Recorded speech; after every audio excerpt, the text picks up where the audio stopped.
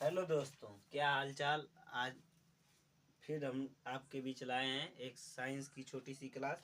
और इसमें पहले देखेंगे पहला क्वेश्चन जो होता है पीयूपी। पीयूपी क्या होता है? इसको बोलते हैं, इसका नाम होता है प्लास्टर प्लास्टर ऑफ पेरिस, इसको बोलते हैं। और यह किस काम आता है प्लास्टर ऑफ पेरिस? जो जैसे किसी का हाथ टूट जाए तो उसको प्लास्टर करते हैं डॉक्टर, तो उसको उसमें यूज होता है, मूर्ति बनाने में यूज होता है। और खिलौना बनाने, हाथ या हड्डी हड्डी टूटने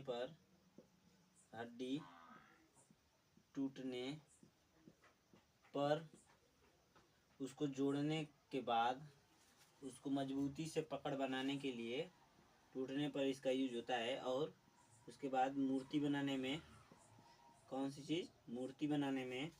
और क्या होता है कि कोई डिज़ाइन वाली चीज़ है, कोई डिज़ाइन बनाना है घर में, और ऐसे इसको बोलते हैं कि घर में सीमेंट के अलावा अलग किस्म की डिज़ाइनें बनती हैं, उसमें बनाने में डिज़ाइन इसको बोला जाता है। डिज़ाइन बनाने में यूज होता है पीओपी।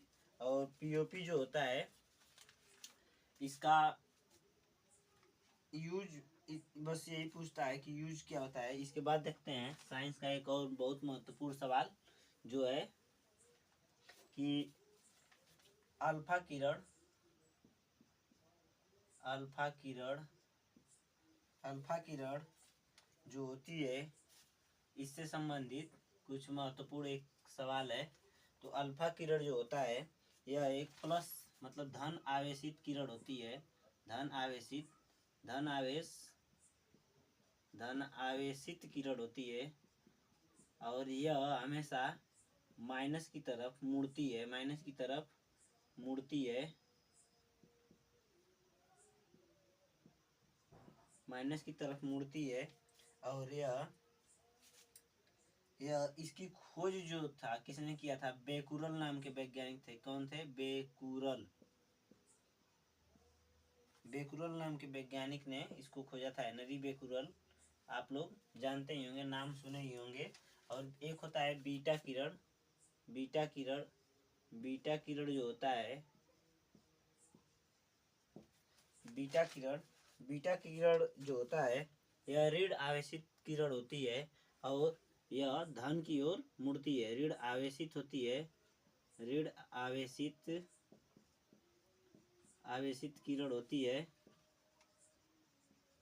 और यह प्लस की तरफ मुड़ती है। किसकी तरफ मुड़ती है? प्लस की तरफ मुड़ती है, प्लस की ओर मुड़ेगी। और इसकी खोज किसने किया था? तो रदरफोर्ड नाम के वैज्ञानिक थे। रदरफोर्ड नाम के वैज्ञानिक थे। इन्होंने खोजा था। और इसको देखिए, अल्फा किरण और बीटा किरण का एक और नाम होता है। तो अल्फा किरण जो होता है इसको एनोड किरण बोलते हैं। कौन किरण? एनोड किरण बोलते हैं।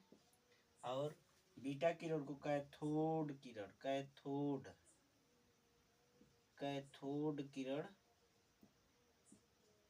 किरण बोलते हैं। ये बहुत महत्वपूर्ण टॉपिक है, इसको आप लोग जरूर याद करके रखिएगा। ये सवाल पूछता है कि जो अल्फा किरण है किस तरफ मुड़ती है, तो हमेशा निगेटिव की तरफ मुड़ेगी। और यह पॉजिटिव होती है।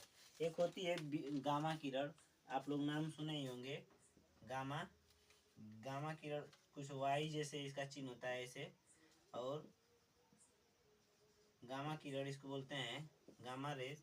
इसको खोजा था विलार्ड नाम के वैज्ञानिक ने। विलार्ड ने खोजा था इसको।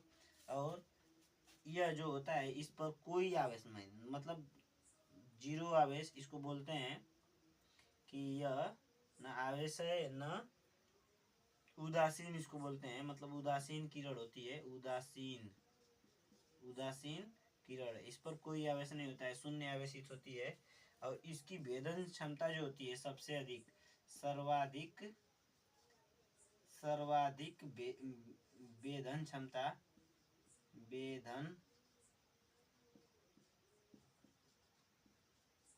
क्षमता होती है, सर्वाधिक वेधन क्षमता होती है। और इसमें जो होता है इसकी जो गति होती है 3 × 10⁸ मीटर पर सेकेंड होती है, मतलब प्रकाश की चाल के बराबर। और इसका तरंग दैर्ध्य जो होता है सबसे कम होता है, सबसे कम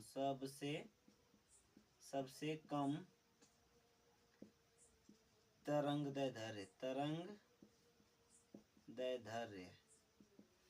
दैर्ध्य होता है। और इसकी आप तो चलिए फिर से देखते हैं यहाँ पे अर्ध आयु काल क्या होता है। अर्ध आयु काल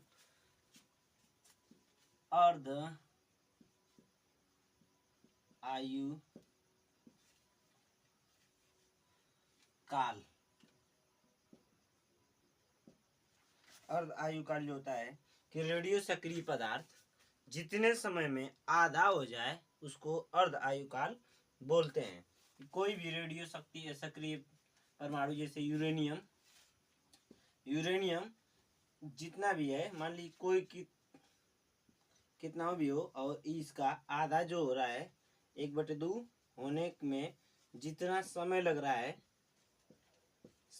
है उसको अर्ध आयु काल बोलते हैं।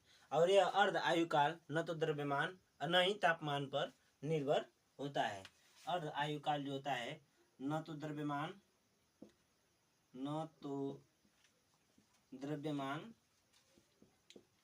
और न ही तापमान पर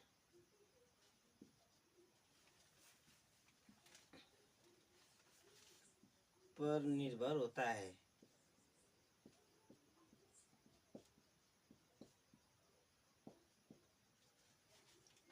यह होता है कि जो कोई भी परमाणु या कोई भी जो रेडियो सक्रिय पदार्थ है वह अगर कितने समय में आधा हो रहा है उसको अर्ध आयु काल बोलते हैं। और इससे ज़्यादा और कुछ नहीं पूछता है। यूरेनियम का ये नहीं पूछेगा कि यूरेनियम कितने दिन में आधा होगा, ये नहीं पूछेगा। बस ये पूछेगा कि अर्ध आयु काल की परिभाषाएं दे देगा। और मिलान करने के लिए आजकल पेपर में दे रहा है कि ऐसे ए का बी से सी का ऐसे अर्ध आयु काल क्या होता है, उसमें परिभाषा दे देता है और यह पूछता है। और अर्ध आयु काल का एक फार्मूला भी होता है, तो फार्मूला जब लॉन्ग क्लासेज होगी तो उसमें बता दिया जाएगा। और अब देखते हैं कि नाभिकीय संलयन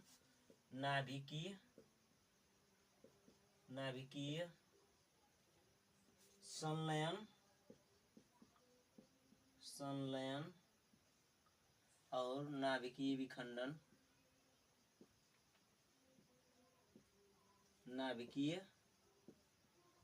विखंडन क्या होता है कि नाभिकीय संलयन और नाभिकीय विखंडन, यह दोनों चीज का नाम आप लोग सुने होंगे कि इसमें ये दोनों चीजें होती हैं। और इसके बारे में आप लोग जानते भी होंगे कुछ और कुछ नहीं भी जानते होंगे। तो देखिए क्या होता है कि जब दो छोटे छोटे परमाणु आपस में जुड़कर एक बड़ा परमाणु बनाते हैं तो नाभिकीय संलयन होता है। और जब एक बड़ा परमाणु टूटकर दो छोटे छोटे परमाणु बनाता है तो यहाँ पर नाभिकीय विखंडन होता है।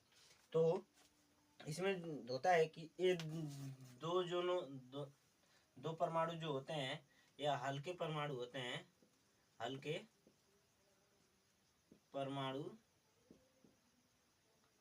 हैं, और यह जो होता है भारी परमाणु होता है। दो हल्के परमाणु एक भारी परमाणु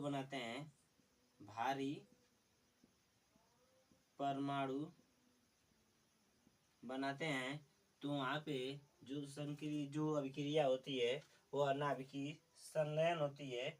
और जब एक भारी परमाणु दो हल्के परमाणु बनाएगा, हल्का परमाणु बनाएगा, तो इसको बोलते हैं कि यहाँ पे नाभिकीय विखंडन हुआ है। नाभिकीय संलयन की जो अभिक्रिया होती है वह कहाँ होती है, तो यह सूर्य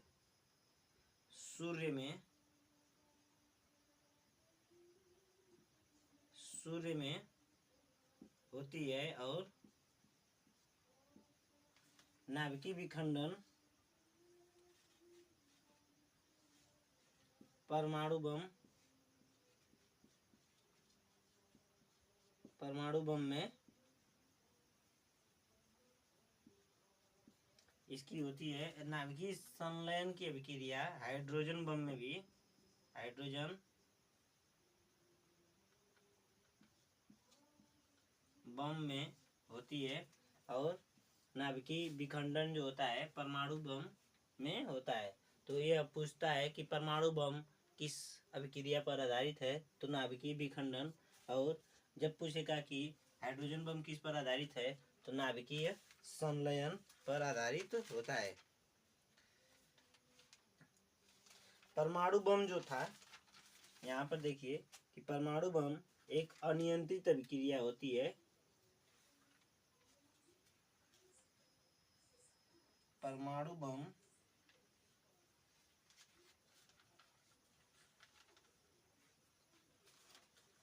परमाणु बम जो था एक अनियंत्रित अभिक्रिया होती है। और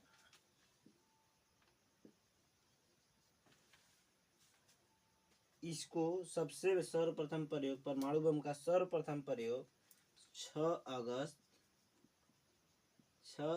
1945 ईस्वी को हिरोशिमा और नागासाकी, एक जो स्थान है जापान में पड़ता है, जापान के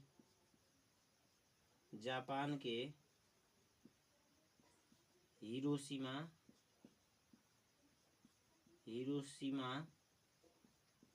और नागासाकी, हिरोशिमा पर 6 अगस्त और नागासाकी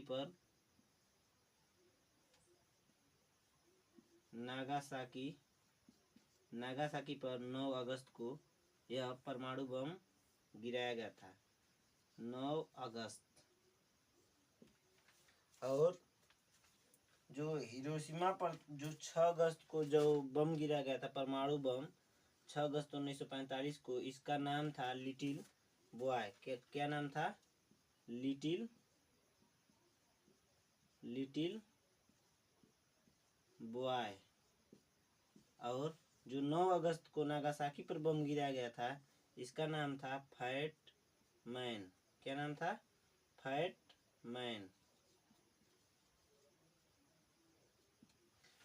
मैन। तो और परमाणु परीक्षण जो सर्वप्रथम जो भारत में जो किया गया था, परमाणु परीक्षण, इसको मिटा देते हैं।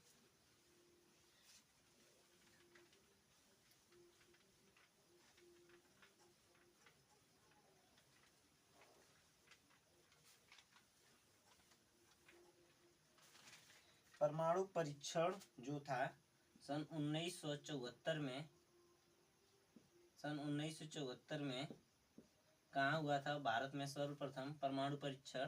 तो यह पोखरण स्थान है, पोखरण स्थान में हुआ था। और इसका जो परमाणु परीक्षण जो हुआ था, परमाणु परीक्षण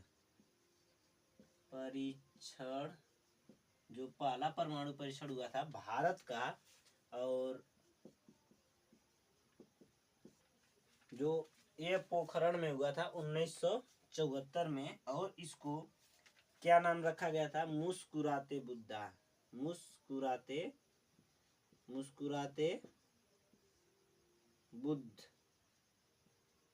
बुद्धा के नाम से, स्माइलिंग बुद्धा के नाम से इसको नाम रखा गया था। क्योंकि ये इतने मतलब अच्छे नाम रखे जाते थे कि कोई समझ ना पाए कि परमाणु परीक्षण भी हो रहा है।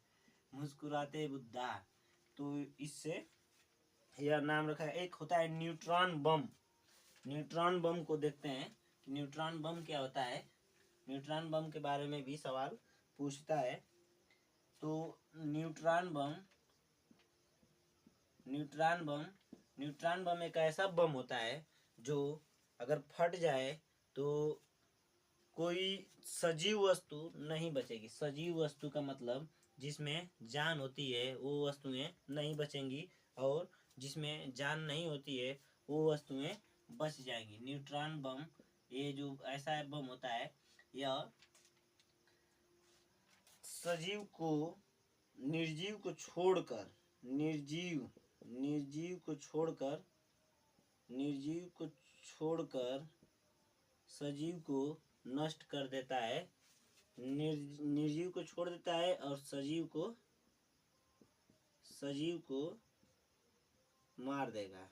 ये ऐसा बम होता है। और इसमें जो अब देखिए कि यूरेनियम, अब इसमें जो होते हैं परमाणु परीक्षण और क्या बोलते हैं इसको, जो अभिक्रियाएं होती हैं, परमाणु अभिक्रियाएं जो होती हैं, इन सब में जो यूज होता है, कौन यूज होता है, यूरेनियम बम बनाने में यूज होता है। कि जो यूरेनियम है यह बम बनाने में यूज होता है। तो पूछता है कि यूरेनियम किस कलर का होता है, तो चांदी जैसा। किस कलर का होता है? चांदी जैसा सिल्वर कलर का होता है। और इसका अयस्क जो होता है पिच ब्लेड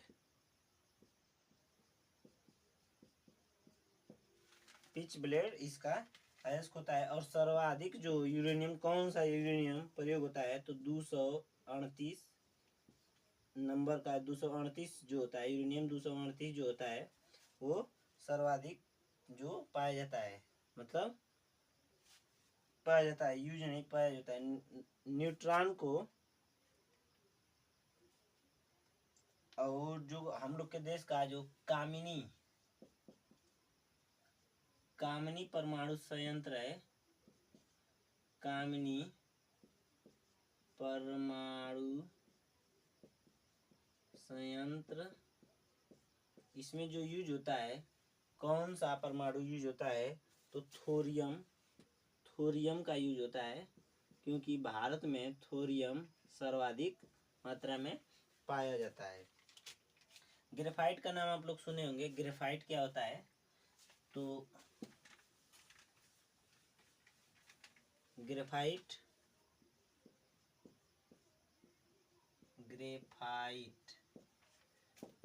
जो होता है मंदक के रूप में काम करता है। किस चीज में काम करता है? मंदक के रूप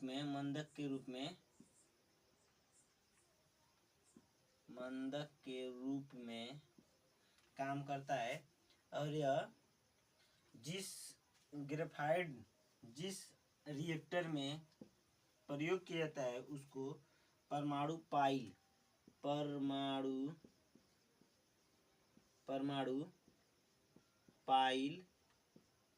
रिएक्टर कहते हैं। परमाणु पाइल रिएक्टर कहते हैं। परमाणु रिएक्टर जो होता है, परमाणु रिएक्टर क्या होता है? परमाणु रिएक्टर क्या होता है? तो परमाणु रिएक्टर की खोज किसने की थी? एनरिको फर्मी नाम के एक वैज्ञानिक थे जिन्होंने परमाणु रिएक्टर की खोज की थी। और भारत का पहला परमाणु रिएक्टर जो है, जो भारत का फर्स्ट परमाणु जो रिएक्टर है वो कौन है? इसका नाम है तारापुर में यह स्थित है। तारापुर में बनाया गया था। और इसका नाम शायद था अप्सरा। अप्सरा था कि कामिनी था, अप्सरा या कामिनी में डाउट है, तो देख लेंगे कि अप्सरा होगा या कामिनी। तो ने इसको जो बनाया गया था तारापुर में बनाया गया था, या तारापुर महाराष्ट्र में पड़ता है। कहाँ पड़ता है? महाराष्ट्र में पड़ता है। और आगे देखते हैं कि परमाणु बम में कौन सा जो परमाणु जो तत्व होता है यूज होता है, कौन सा तत्व यूज होता है? तो यह 92 यूरेनियम 92 नाम, यूरेनियम 92 235 92 यूरेनियम 92 235 यह कहाँ यूज होता है? परमाणु परमाणु बम में यूज होता है।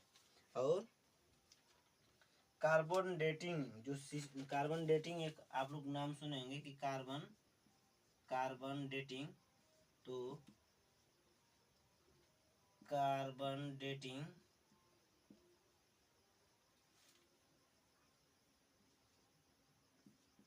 डेटिंग किस चीज में यूज होता है?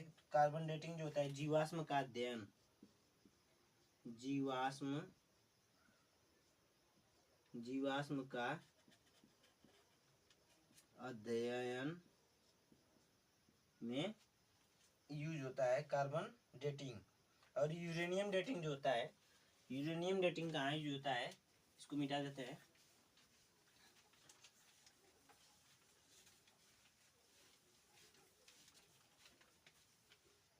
यूरेनियम डेटिंग जो होता है, यूरेनियम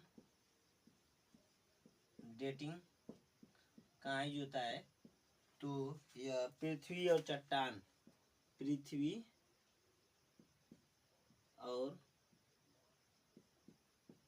चट्टान चट्टान की आयु का निर्धारण करने में इसका यूज होता है। और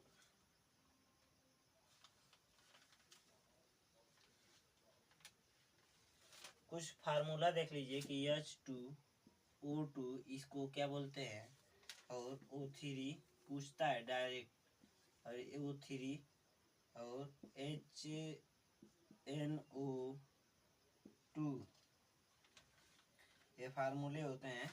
ये तीनों फार्मूलों को आप याद रखिएगा। और इसमें ये जो होता है हाइड्रोजन परऑक्साइड, इसको बोलते हैं कौन सी चीज? हाइड्रोजन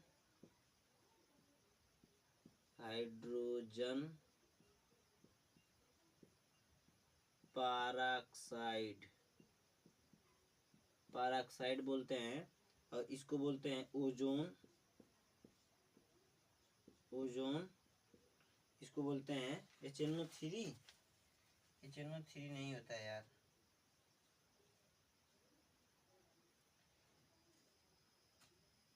HNO2 नहीं होता है, NO2 होता है, N2O होता है, nitrous oxide N2O nitrous oxide N2O nitrous oxide, hydrogen peroxide और ओजोन। नाइट्रस ऑक्साइड बस यूज जो होता है एनेस्थेसिया में यूज होता है। एनेस्थेसिया आप लोग समझते होंगे, एनेस्थेसिया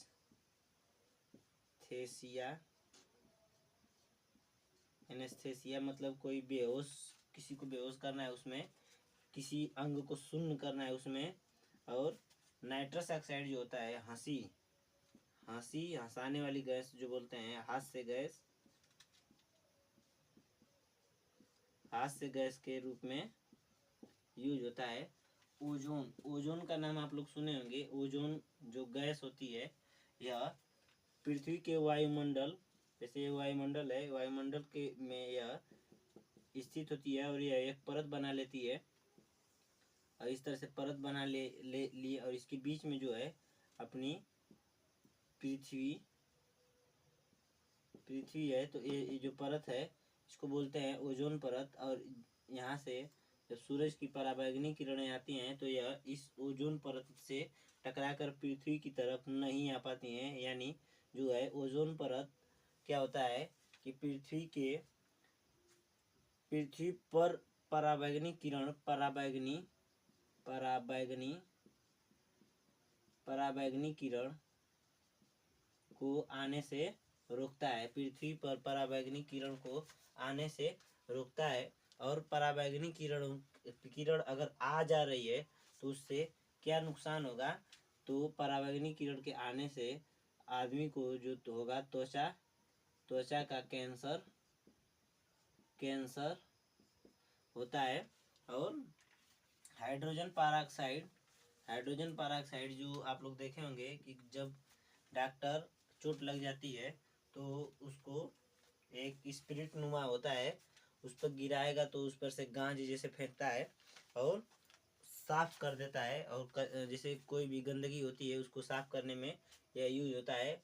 आपके नाखून में यदि कोई कचरा घुस गया है और उसको निकाल रहे हैं तो नहीं निकल रहा है, और हाइड्रोजन पेरोक्साइड अगर गिरा दिए तो उसमें से क्या होगा कि कचरा बाहर निकल जाएगा अपने आप। ये हाइड्रोजन पेरोक्साइड बहुत अच्छी चीज़ भी होती है और ख़राब भी।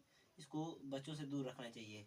और ओजोन परत तो आप लोग समझ ही गए होंगे कि ओजोन परत में जो है क्या होता है कि ओजोन परत पराबैंगनी किरण को आने से रोकती है। पराबैंगनी किरण से जो होता है त्वचा का कैंसर होता है। पराबैंगनी किरण अगर पृथ्वी पर आ जा रही है तो त्वचा का कैंसर से बहुत लोग पीड़ित होंगे और सामान्य जनजीवन जो होता है कि जीने के अनुकूल नहीं रहेगा और इसमें बहुत बाधाएं उत्पन्न कर देगा। अगर ओजोन परत में खराबी होगी तो ओजोन परत जो होता है, ओजोन परत में खराबी होने से रोकने के लिए सुने होंगे कि ओजोन परत जो है में इसमें छेद हो रहा है, तो इसमें छेद से बचाने के लिए, इसको छेद होने से बचाने के लिए पृथ्वी पर अधिक मात्रा में क्या होना चाहिए कि पौधों को लगाना चाहिए और वृक्षारोपण करना चाहिए। इसीलिए लोग कहते हैं कि वृक्षारोपण करिए। और हमारे देश के कुछ ऐसे ही महानुभाव होते हैं, एक पेड़ लगाएंगे 10 फोटो खिंचवाएंगे। तो ये अलग बात है कि एक पेड़ फोटो मत खिंचवाइए और पेड़ जरूर लगाइए। तो इसी के साथ आज की कक्षा समाप्त करते हैं। धन्यवाद दोस्तों देखने के लिए। अगर कक्षा अच्छी लगे तो आप लोग हमारे चैनल को सब्सक्राइब जरूर करिएगा और अपने दोस्तों में इस वीडियो को शेयर जरूर कीजिएगा। धन्यवाद।